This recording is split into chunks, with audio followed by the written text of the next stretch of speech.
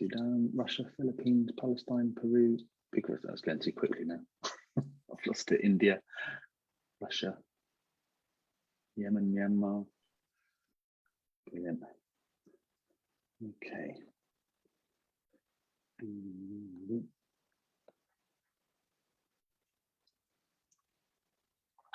Okay, so apologies for the delay. I was just getting everything set up to stream on Facebook, which we are doing now. So welcome to everyone who's joining us. I know people are still coming into the room, but I'm going to just run through a couple of things. I said just before about with the chat, just make sure that you're typing to everyone when you're typing. So you just need to select everyone from the little menu, drop down menu, either hosts and panelists or everyone. So just make sure you're typing to everyone, which I can see everyone is anyway, so I probably didn't need to say that. And welcome to our fourth webinar for World Teachers Day, which was actually yesterday, but we've decided that it's today, tomorrow and Friday as well, because why not? And very happy to be joined by Matthew Ellman, who's going to be talking about a recipe for teacher learning.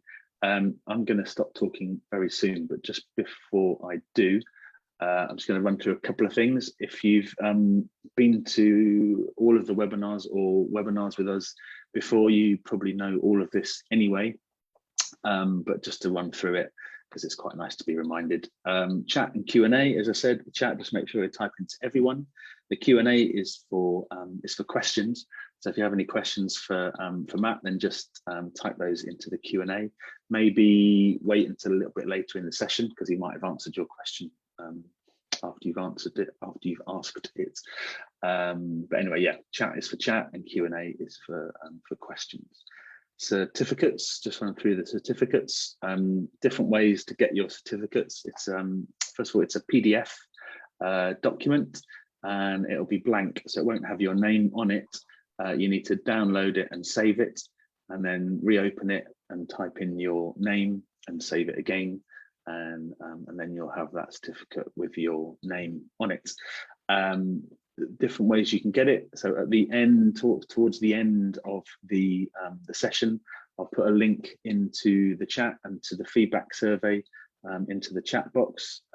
Although I appreciate that if you're watching on a mobile phone or a tablet, you won't be able to click on those links. But don't worry, because at the end of the session, you when it ends, a window should open with the feedback survey, and you can complete the feedback survey. At the end of the feedback survey, the reward is that you get the link to the certificate with instructions on how to download that. If you don't get the feedback survey or you close that window without answering the feedback questions, again, don't worry, because you will get an email tomorrow, 24 hours after the session has ended, and in that email, you'll be thanked for coming, and there'll be links there to the certificates, the recording, and the survey as well. As I say, we will be recording the session, and that'll be available probably later this evening or tomorrow morning. So if you need to leave early, or if you have any colleagues or friends who wanted to come but couldn't, they'll be able to watch the recording later today or tomorrow. So fantastic. And that's pretty much it from me on the housekeeping side of things. So I'm going to hand over to the wonderful Matthew Ellman, who is Professional Learning and Development Manager at Cambridge University Press. And he is going to be talking to you for the next 45 minutes, and then we'll take some questions. So Matt, over to you. Thanks a lot, Paul. And hi, everyone. Welcome and thanks for joining. And happy World Teachers Day for yesterday. It probably should be a week, I think, shouldn't it? World Teachers Week. Yeah, well done for doing what you do. I haven't been teaching over the past few years. I've been training teachers and training trainers as well. Here's a picture of me pre-pandemic, when we were still allowed to train people face to face. But this talk is really based on some of the things that I've learned while training trainers and training teachers. And in cooperation with my colleague and friend Peter, Luke and Tony, the man pointing here, we've written a book. It's called From Teacher to Trainer, and it's going to be published in about 5 months by Cambridge University Press. So you're getting a kind of sneak peek here of what's coming in that book. As Paul said, I'm Professional Learning and Development Manager at Cambridge University Press, and I work with teachers and institutions and ministries of education around the world to plan and deliver teacher development programs for them. But I'd like to hear a little bit about you, or find out a bit about you. I already know that you're from all corners of the globe, which is fantastic. But could you just put in the chat box either A or B here? Just tell me what you do. Are you a teacher? So you're in charge of your own development, or are you a trainer or a mentor or a manager and in charge of other people's development as well?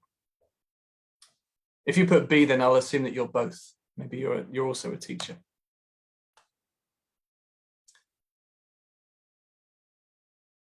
So it looks like we've got a mixture in the chat. I'm going to say maybe 75% teachers and then 25% trainers, something like that. So that's great. It's good to have both groups represented here, because I'm going to be asking you questions in the chat box as we go through. But the key thing, I think, is that this session should be useful to you, whether you're a teacher or whether you're training other people.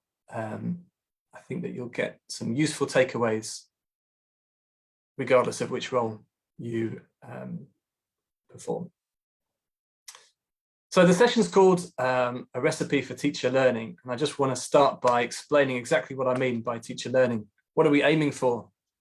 Because when we start using a recipe, when we start cooking, we usually have an idea of what we're trying to cook and what kind of food we're going to be eating at the end of it. So in this case, what we're aiming for is sustained improvements in teaching knowledge and practice. So quite often, teacher development activity doesn't aim at this kind of sustained improvement. We might attend a session and we might learn some useful activities. We might get some useful ideas that we can apply in the next class that we teach, but it's not necessarily a sustained change in the teaching that we deliver. So in this case, teacher learning means sustained improvements to teaching knowledge and practice. So it's things that we know, but it's also things that we do. And I think it's important to highlight both of those. We're also aiming for changes that are context sensitive. So changes that make a difference in whatever teaching context you work in. Obviously, it's very different teaching university students in Indonesia than it is teaching primary students in Moldova, or whatever context you're working in. They all have their own idiosyncrasies, their own challenges, but also their own opportunities for teaching. So it's really important that the changes we make to teaching are relevant to the context that we work in. And finally, what we're really aiming for, and this is the most important thing, is for the changes that we make to teaching to have an impact on student learning. There is no point doing any kind of teacher development that doesn't also improve student outcomes, student learning outcomes. And there are lots of people that have said that before me. That's not a new idea. Here, for example, you have Silvana Richardson and current IATEFL president Gabriel Diaz-Maggioli saying that the main goal of CPD is to effect changes in teaching so that it results in enhanced student learning. And something similar here from Martin Parrott a long time ago, 30 years ago, saying the same thing. So this is not a new idea, but it's a really important idea that if you develop your own teaching, or if you develop other people's teaching, what you're really trying to do is improve student learning outcomes. So generally, and we're going to see this as we go through, what we want to do is kind of follow this little train from input.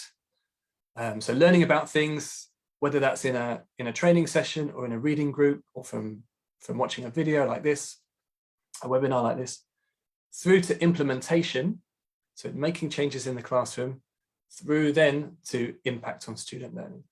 So I'm going to come back to this little train to remind you of this, but just try and keep it in the back of your mind as we go through. And as I say, impact is the key thing here. This is what we really, really want to bear in mind and to make sure that that happens. So when I say it's a recipe for teacher learning, it's also a recipe for student learning. That's very important. So over the next half an hour or so, we're going to follow this recipe. We're going to look at how to prepare, what you need to do to get ready. We're going to look at the ingredients that you need, the method, the steps that you need to go through, and a few serving suggestions at the end. And all of this will become clear, I hope, as we go through. And as Paul's just mentioned, there'll be time for questions at the end, but if you have questions as we go through, put them in the Q&A box, and we can deal with them at the end. So first of all, getting prepared. Now, if you are planning to cook a meal, then there are a few things that you will probably do before you start cooking. So you'll probably decide what to make. And you might need some help deciding. You might need to flick through a recipe book, or you might look online for a few recipes, for a few ideas. But you'll decide what you're going to make. And then you'll see how much time you need, and you kind of plan backwards from the time that you want to eat, and think about how much time you've got for preparation, for cooking, and so on. You'll prepare your ingredients. You make sure you've got the right tools, the right utensils, and I hope that you'll wash your hands as well. Very important. So thinking about this analogy, what do you think that you might do before you develop your own teaching or before you develop other people's teaching? Answers in the chat box, and I'll give you a few minutes to think about this. Look at this list on the left and give me your ideas for how you might tweak that list for teacher development. What would you do before you start developing your own teaching or someone else's teaching? All right, some good ideas coming in. Yeah, you're going to do some planning. You might do a needs analysis, set some goals.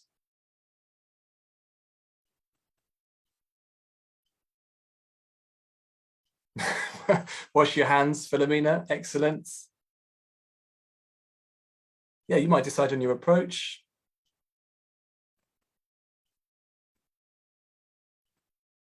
Fantastic. Good. Right, so you've got the idea. The first thing that we need to do is decide on your aims, right? And if you're a teacher, then you might have other people deciding on your development aims as well. You might have people in your institution deciding what you need to learn. But it's really important that you also have a say in that, and that you also kind of take control of that yourself. If you're a trainer, this is a good thing to remember, to give teachers a say in what they want to learn or how they want to develop. Because if people don't have that choice, then they're a lot less invested in it. So you decide on your aims. You also plan to work probably over several months. This is a surprise sometimes to people that it takes so long. But making changes to your teaching takes a long time. And it's not something that you can do in a day or in a week or even in a couple of weeks. There's been some interesting research on this. So there was a review of literature a couple of years ago, or 6 years ago now, and I'll just let you read this.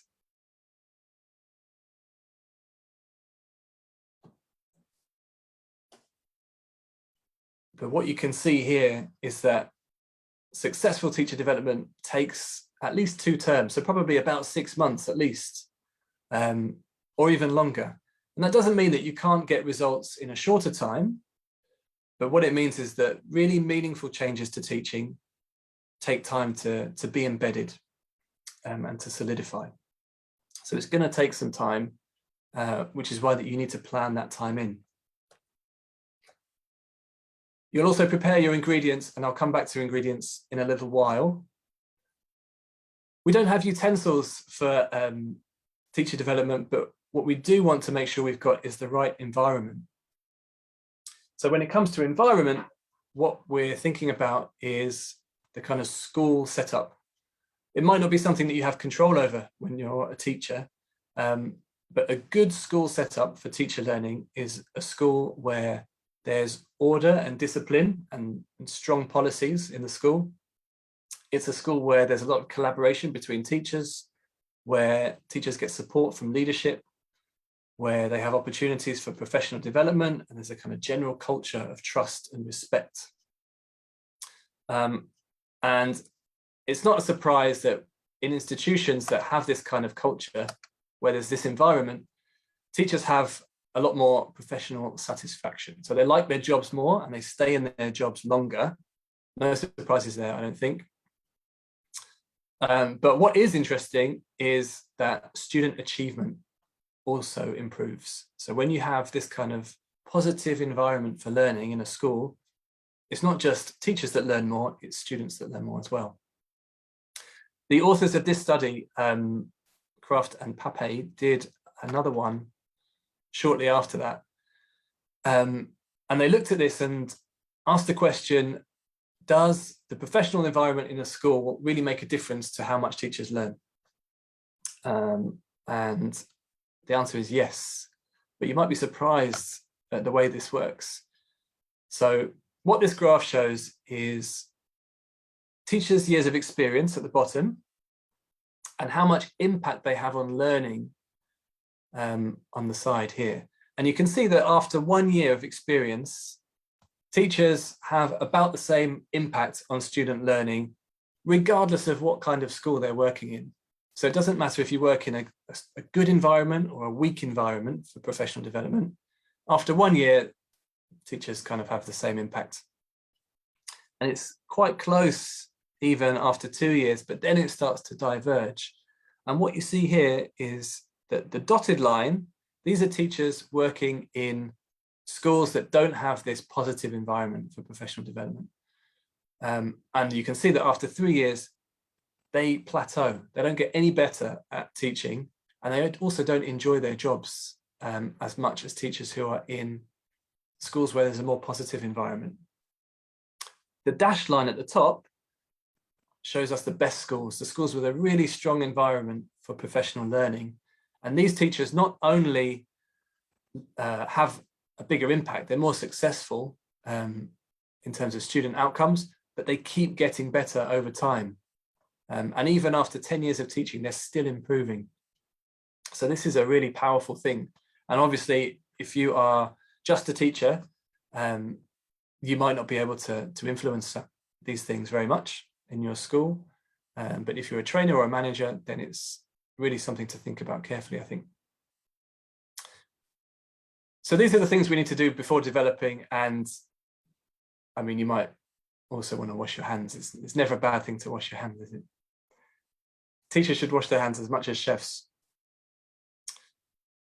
Okay, so those are our preparation tasks. Let's take a look at our ingredients. I'm just going to pop the chat up here so I can see what you're saying. All right, now the good news for ingredients is that there are not many. In fact, there are only 3 ingredients that you really need. The first one is 2 classrooms. You know, when you have a list of ingredients for a recipe, it tells you how much, tells you the amount. Well, the amount of classrooms that you need is 2. I'll explain why in a minute. You need a pinch of expert input, and I'll explain that as well. And then the third thing that you need is local flavourings. And you might be able to guess what that means because we talked about context earlier. If possible, it's also useful to have some assistants in the kitchen. So these could be peers, they could be your colleagues. You might have a mentor in school, or there might be a trainer that you're able to work with. It doesn't really matter which one, they're all useful in different ways. But if you can get some assistance to help you with this teacher learning recipe, you'll make life easier on yourself. Let me explain these in a bit more detail. So, first ingredient, you need a classroom and some students. And you need 2 because one of these classrooms is going to be for you to see teaching. It's for you to see what other people do and to learn from other teachers. So that could be a demo class. And if you're on a kind of training course, it's probably your trainer that will set up a demo class and demonstrate techniques for you. It could be a colleague's class. So you might go and visit and observe one of your colleagues teaching. Or it could be a class that you watch on video. And there are loads and loads of lessons on YouTube, some better than others, but you can learn from all of them. You can kind of see what works and what doesn't work when you watch a class on video. So all of these ways of seeing teaching are really valuable. But you need 2 classrooms because you also need to practice teaching yourself. So you need an opportunity to implement the techniques and the approaches that you've seen other people doing. And you might do that through micro-teaching in the training room. You might do it through teaching practice classes where you've got a trainer at the back of the room watching you, and the students are there and they kind of know that you're a trainee. Or you could do this in your own class. And for most of you, your own class is going to be the best sandpit really for you to try things out. Now in the book, Peter and I call this whole kind of area the practical. That this is one key ingredient for teacher learning, that you need this practical element to your training. And it has these 2 sides. One side is for you to see how other people do things, and the other side is for you to try doing it yourself. And I think it's quite kind of self-evident why this is important. If you think about skills like learning to drive or learning to dance, you need to do these things. I can tell you everything I know about learning to drive. I can't tell you very much about learning to dance, but even if I could, you would still need to try these things yourself. You need to get in a car and practice using the pedals, using the gear stick, turning the wheel. And it's the same with teaching. You can read as much as you want about teaching. You can see other people teaching, but you need to do it yourself to get better at it. And you've probably learned this the hard way during the pandemic, that you may not have had experience teaching online before, but I'm sure you have lots of experience now. And you're probably quite good at it now because you've had to do it over the past 2 years or 18 months. However long it's been since we could not talk about COVID. The second ingredient is expert input. And by this, I mean things like teaching terminology. So the kind of specific words that we use to talk about teaching or to talk about language. It might be theories of learning that you learn to try and help you guide your teaching methodology and your decisions in the classroom. Or it might be findings from research. And I've already shown you a couple of findings from research. So this kind of group of ingredients is what Peter and I refer to as the professional. So we've got the practical side of things, but we've also got this professional side of things, drawing from insights from research and from other parts of the profession. And this is important for a few reasons. First of all, because we want to get the best results for our learners. So we want to know how to do things better. And if research has found something that works, we should be applying that. We also want teachers to be able to access resources for themselves and develop further. And that's very difficult if you don't know the terminology that we use, for example, or if you don't know certain key concepts. So getting exposed to some of this, some of these theories or these terms or this research helps you then to explore further if you want to.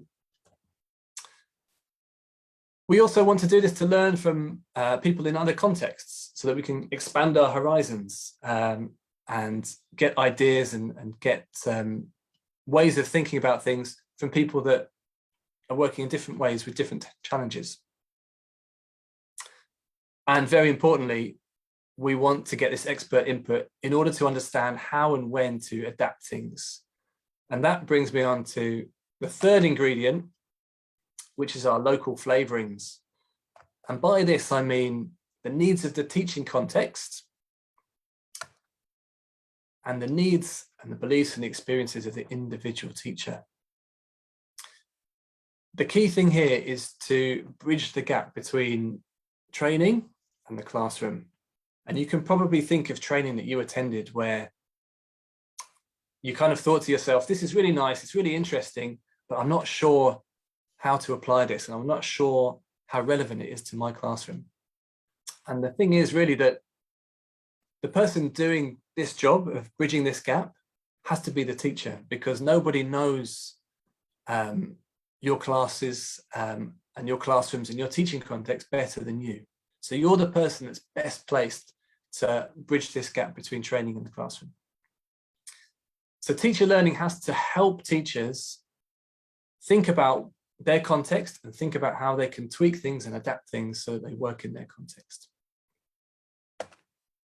And this group of ingredients, Peter and I called the personal. So we've got this professional aspect, this professional domain of theories and research. We've got the practical side of seeing people teaching and teaching yourself. And we've got the personal side of thinking about your specific needs and your specific context. So here's how they match up.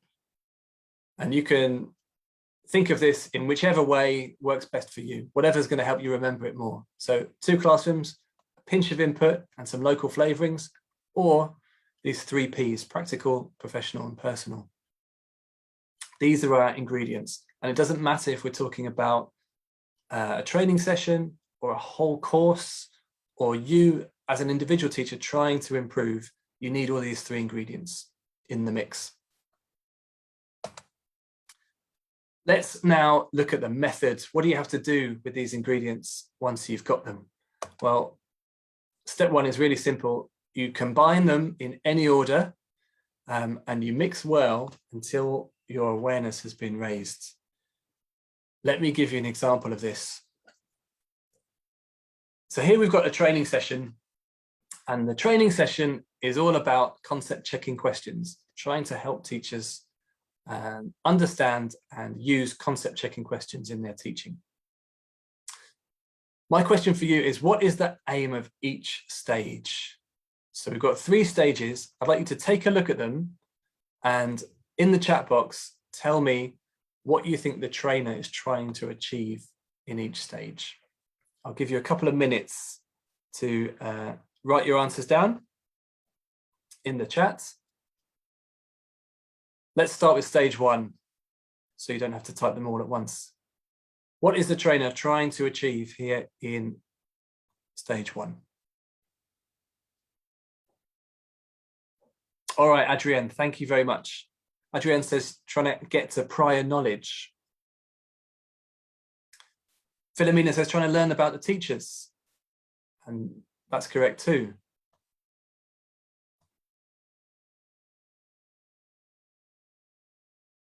Schemata, thanks to Liana. Yeah, seeing what teachers know already. Remember, this is a training session for teachers. This is not a lesson plan. So great. In stage 1, the trainer wants to find out what teachers already know, or find out about their context. How about stage 2? What's the trainer trying to do here?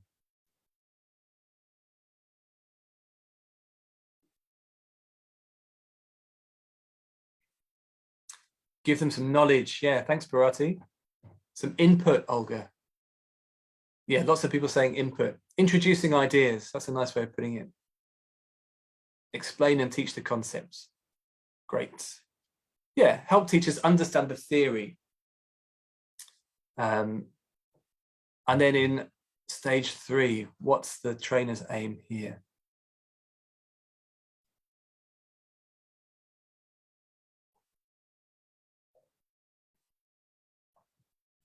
Practice.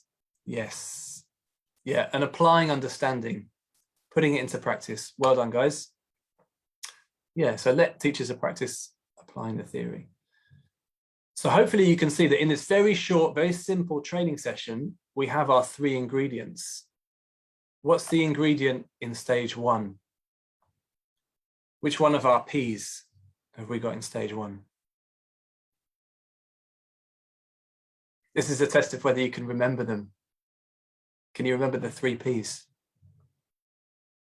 Personal. Well done. Yeah, so this is the personal. This is our thinking about our own personal teaching context, our prior knowledge. How about stage 2? Which one of our P's is stage 2? Helena, well done. Yes. So this is the professional side. And then, of course, that means that stage 3 is the practical side. Excellent. Let me give you another example. Just because in most training sessions, you don't have only 3 stages. So here we've got 4 stages. Take a look and see if you can tell me whether each stage is practical, professional, or personal. I'll give you a couple of minutes to think about this.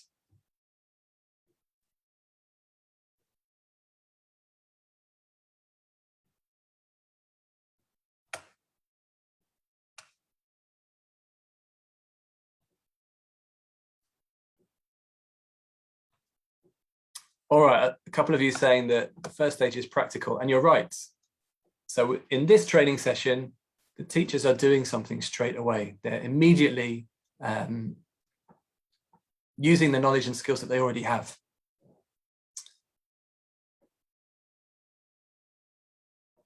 Stage 2, as some of you have said, is professional. So the trainer is giving the teachers some key principles from research.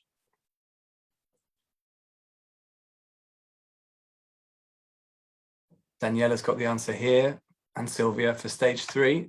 So this is practical again. And the last stage now is personal. So you can see we've got all of the ingredients, but they can come in any order.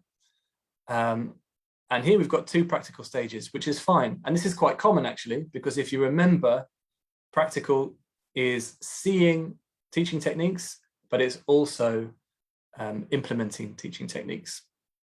So it's quite common to have 2 practical sessions. Great, so this is step 1 in our method, and it's at this point on our chain of our chain towards impact. So here we've got some input and we've raised our teacher awareness.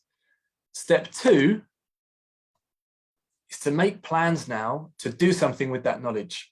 So we want to make plans to implement changes in the classroom. We want to think about what's going to happen, what changes are we going to make, when will we make them, and when we do that, what problems might we have and how will we solve them? Here's an example from our implementing CCQs session. So if you're a teacher and you went to that training session, you understand now what CCQs are, and you have to think about how you're going to apply that knowledge when you start teaching again. So you might decide, okay, I'm going to write CCQs in my lesson plans now for the vocabulary that I teach. So I'm going to pre-plan my concept checking questions. This is my goal. Anticipated problems, it might be that some vocabulary comes up in the class and I haven't thought about the concept checking questions for that vocabulary. What can I do then? Well, maybe I could just start by focusing on concept checking the form of those new words, because that's quite easy to do until I feel more comfortable coming up with concept checking questions on the spot, which is difficult to do. But the key thing here is to make a plan to actually take the knowledge from the training session and apply it to the classroom. So now we're at this point in the chain. Somebody keeps putting pictures of olives in the chat, which I'm quite impressed because I didn't know how to do that. I didn't know that was possible, but I don't know what it means.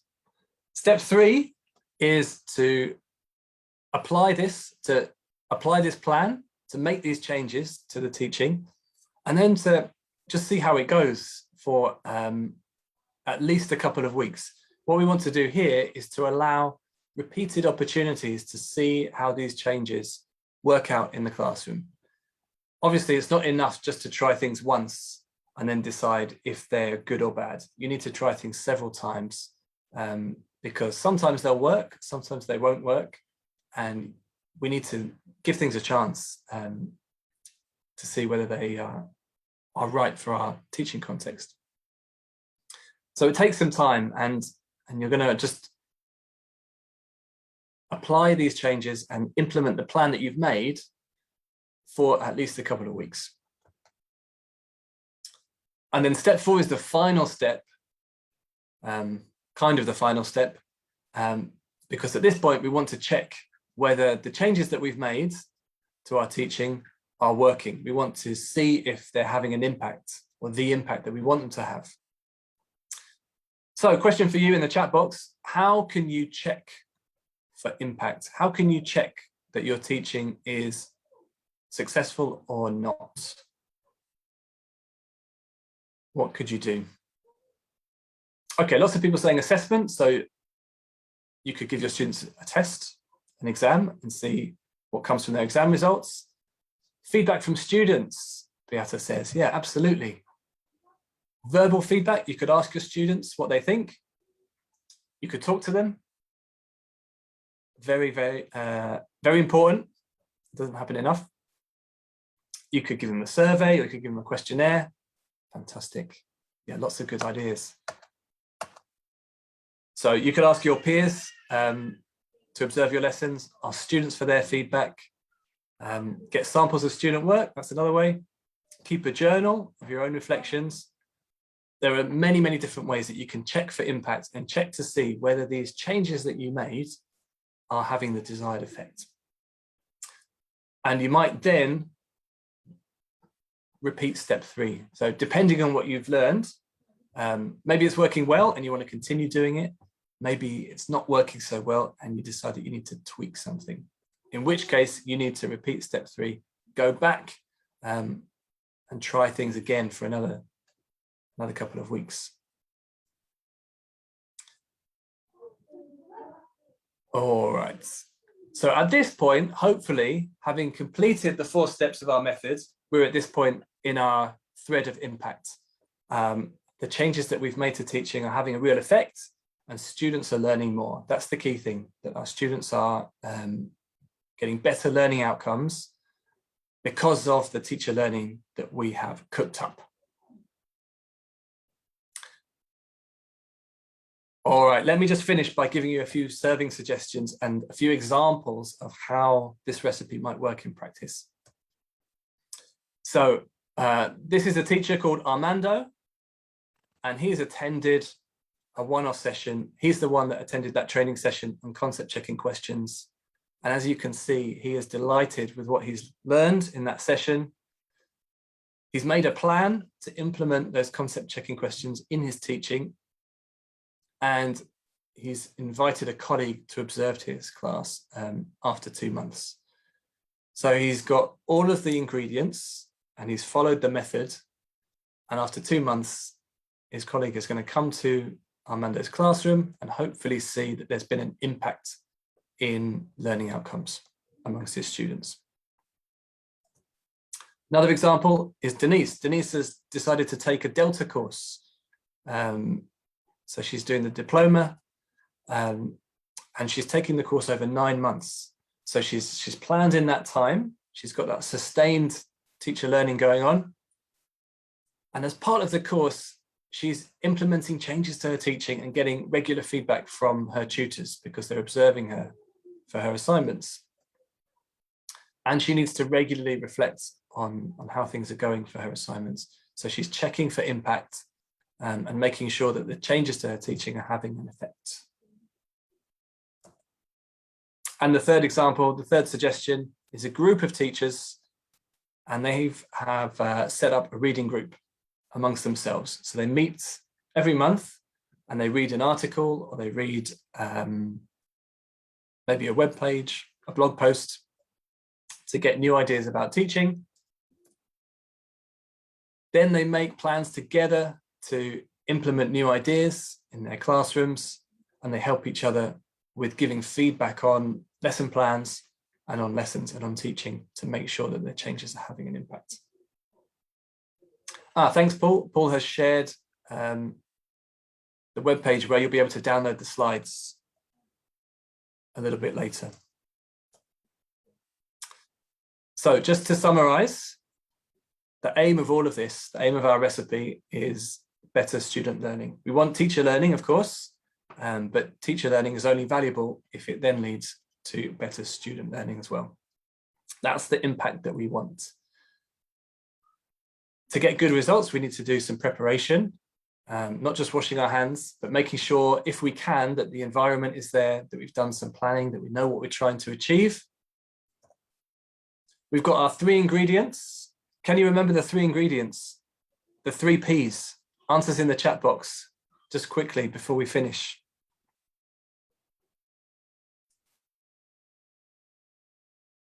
Personal, professional, practical. Well done.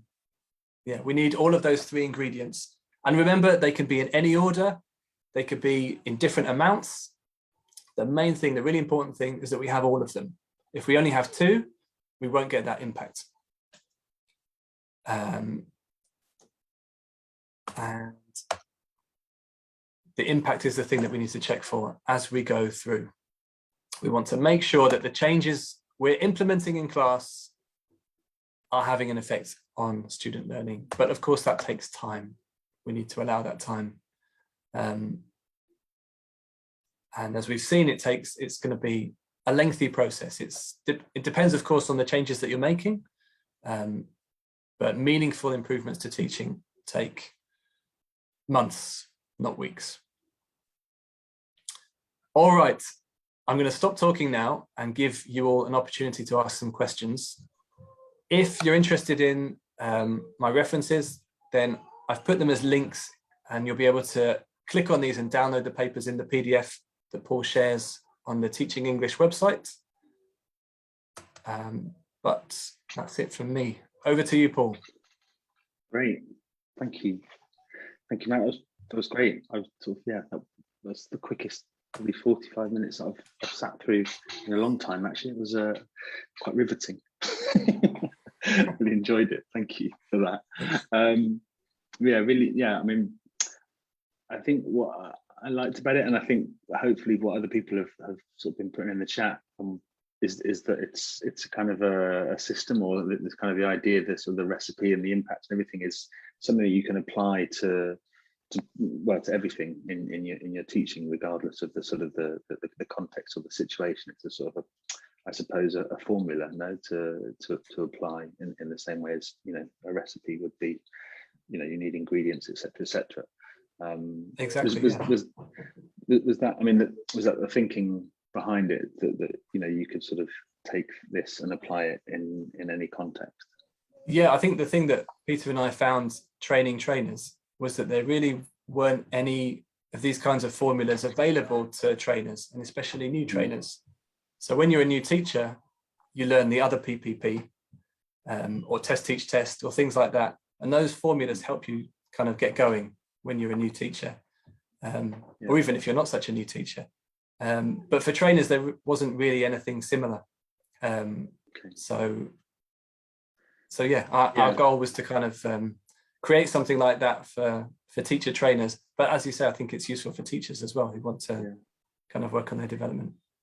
Okay, no, it's great. I mean, I think a lot of people do, it's one of those, I think it's that sort of fairly typical path in lots of ways, that you're a teacher and you get better at teaching, and people sort of come to you in the staff room with questions, and they sort of see you as the one with experience. But making that step to actually formally becoming a trainee, you're right, there isn't a huge I mean, there is support, but something like this obviously is great, and is hugely practical, I think, for trainers. So and this is in the book. Do you want to just give a plug for the book again? Sure. Yeah, thanks. So the book is, as I say, it's coming out in March. Let me just spin back so you can see how it looks. It's coming out in March. It's called From Teacher to Trainer, and it's a book really for the people you just described, Paul. So people that are experienced teachers, kind of already supporting colleagues and maybe giving a few training sessions, but they've never had that chance to get any formal trainer training. And hopefully it provides everything that they need to know then to feel confident actually doing a bit more teacher training. Great. I think it's definitely something that's needed. So thank you for writing it with and Peter as well. I'm just looking at some of the questions. A lot of them are sort of around sort of specifics.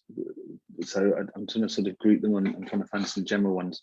I've been asked to ask you in which level, in which level observation can be done through a colleague.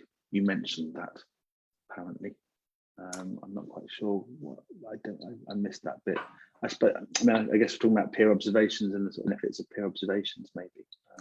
I mean, I think anyone can be doing peer observations. It doesn't matter how long you've been teaching. There's always something.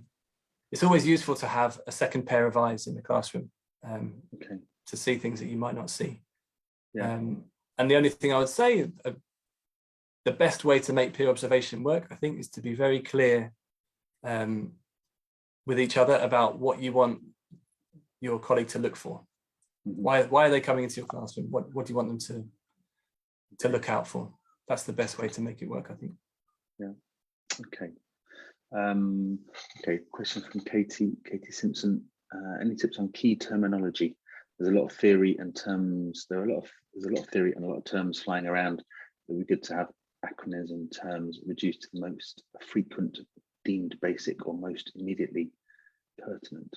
That's quite a tricky question. A good question. Yeah, I think going back to the reasons for presenting those key terms is important. So the key reason really is to present the kind of underlying basis for teaching practices so that teachers can decide how to tweak them and how to change them and even whether to use them. So that's the kind of threshold for deciding what's important. We don't want theory for theory's sake kind of flying around, but teachers need to be able to understand the rationale for what they're being asked to do in the classroom. Okay, great. Sorry, just going back, there's another question about peer observations from Penelope. How can I encourage teachers to collaborate in peer observations? This is sort of moving away from the theme a little bit, but I suppose it's related to teacher training, encouraging teachers to collaborate in peer observations without making them uncomfortable with each other.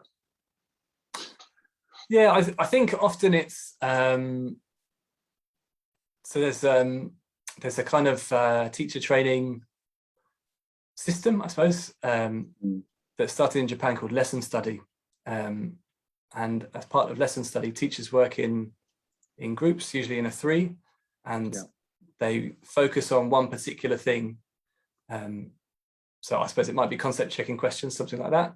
And they'll all observe each other, taking notes and looking for how they deal with concept checking questions or deal with that one particular practice.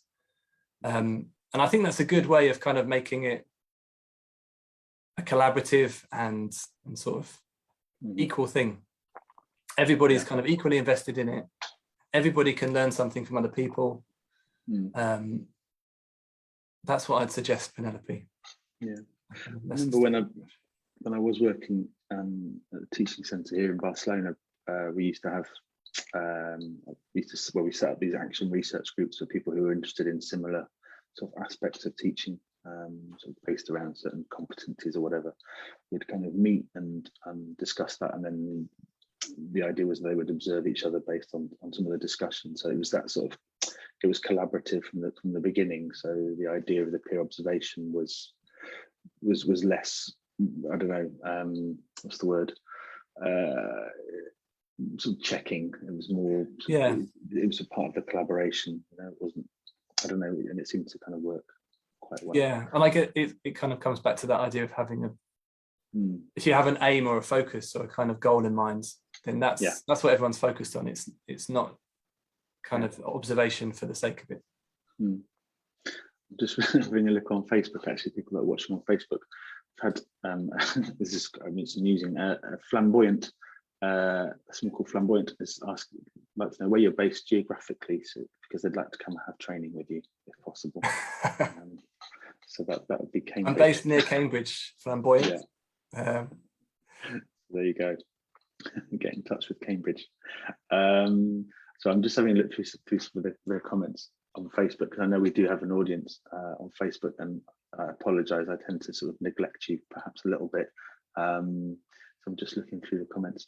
The question about the ingredients, does it make a difference if any of the ingredients are not as per the requirements? So maybe I'm not quite sure what question means as such, but no, it doesn't. I mean, one of the things that Peter and I certainly find is that so we do a lot of travel and we visit teachers in different countries, and in every country there are some things that you can't do. There's always a limitation somewhere. So yeah, I said that you need access to 2 classrooms, but that might not be possible. You might just have 1 classroom. I said that you need access to expert input. You might not have a trainer available. You might only have access to expertise from the Teaching English website, for example. So there's always, or the Cambridge website. So there's always a limitation somewhere, and you just have to kind of make it work. But the real important thing is to have all of those 3 ingredients in some form. Okay. I mean, obviously, you know, we're sort of living in a bit of a weird time at the moment where a lot of people are still teaching remotely. There is a question around remote teaching, and I just sort of wondered how the book that you've written, is it applicable, or can it be used by trainers and by teachers, or by teachers who want to become trainers, but sort of in an online context? Does it kind of follow that what's there in the book, for presumably based around the idea of trainers working in a physical sort of space? Presumably, if you're working online, or if you're training online, then it's a question of looking at the book and adapting elements of it to an online context. Yeah, that's a good question. I mean, we were kind of lucky in a way that the pandemic hit in the middle of writing the book, because we'd focused a little bit on online training, but kind of post-pandemic, that's formed a much bigger part of the book. And the thing is that that teacher learning is the same whether the teachers are learning online or face-to-face. So it's still those 3 ingredients are still needed, and teachers still need to go through those steps of input to implementation towards impact. The only thing that's different or difficult is when you're trying to train teachers online to then go and teach face-to-face, because it becomes quite a challenge then it's a challenge to demonstrate the face-to-face teaching techniques, and it's a challenge for them to be able to practice those techniques. Sure. Okay. Yeah. Okay. Maybe that could be a sequel to the book. Yeah. Sort of more. Trying to get you some work. I'll pitch that. Yeah, do. Just on that, on the books, I know you had you sort of put some references there at the end. I mean, obviously your book, when it comes out in March, will be the perfect book to go to. A couple of people have asked about other materials or books regarding teaching future teachers, some more, I suppose, around some pre-service, but also, I guess, you know, where were your reference points? Where did you look, or who did you look at in order to sort of put this book together? That's a good question. So we looked at a lot of research. Most of the research on teacher learning comes from teachers of other subjects. So it comes from kind of mainstream education. So teachers of maths or teachers of science, things like that. But there's a really good, I'm just going to try and share a link to this particular resource, because it's a really good one and it's free.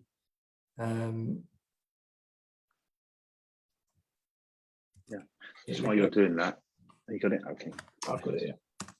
So this is a white paper that was published by Cambridge a couple of years ago that kind of collates the research up to that point on teacher learning and what makes for effective teacher learning, and puts it into a nice simple acronym inspire. Nice. So that's a good starting point for anybody that wants to read more. But yeah, as you say, our book out in March. Will be obviously the guide, the Bible, Bible. of teacher training. Yeah.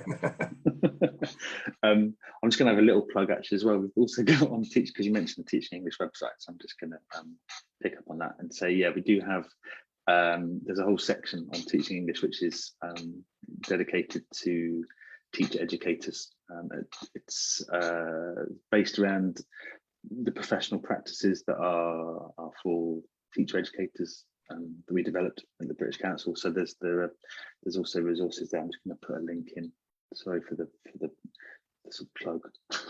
It's really good. I think that the Teaching English teacher educator framework is a really good one. It's being revised. So some of the terms are being changed and added and edited and sort of made a little bit, I think, easier to relate to. So, but yeah, that's I'll just put a link in, something to have a look at possibly until Matt's book comes out, obviously. Okay. I'm just thinking we've got time for one more question. Let's have a look. There's a question on Facebook actually from Tigran Mikhailian.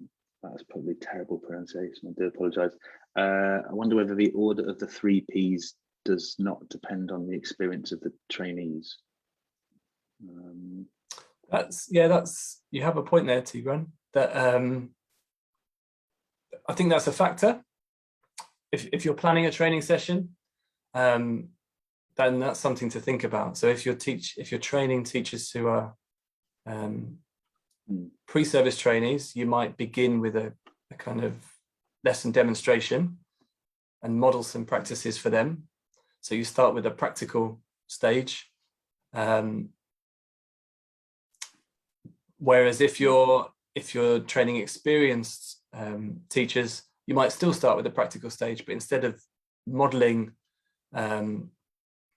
those techniques, you might ask the trainees to actually perform the techniques themselves.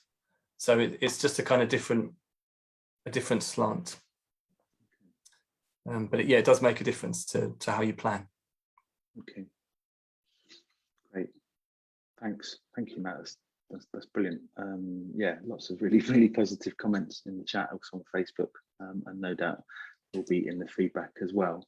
I'm gonna sort of have to leave it there. I'm just gonna very quickly share something, if you don't mind, just to tell people what we've got coming up. Okay, so hopefully you can see that. So obviously it's not tomorrow yet, and we're still with Matt, but just in case you're looking forward to tomorrow, or you haven't registered yet, or you're thinking, what can I do tomorrow at 12 o'clock midday and then at 5 o'clock mid UK for more professional development. We've got Jo Gore at 12 o'clock UK time tomorrow, and she's going to be talking about teaching teenagers and looking at things like flow and the random factor. So that'll be interesting. And then later on, we've got Jessica Mackay, who's going to be looking at using WhatsApp for interactive tasks, and that's tomorrow at the same time as this webinar is. You can register for both of those still. We have some spaces left, so please do go to Teaching English and register for those sessions if you're able to. If not, as with today, we'll be recording everything, and everything will be available to watch shortly after the live broadcast.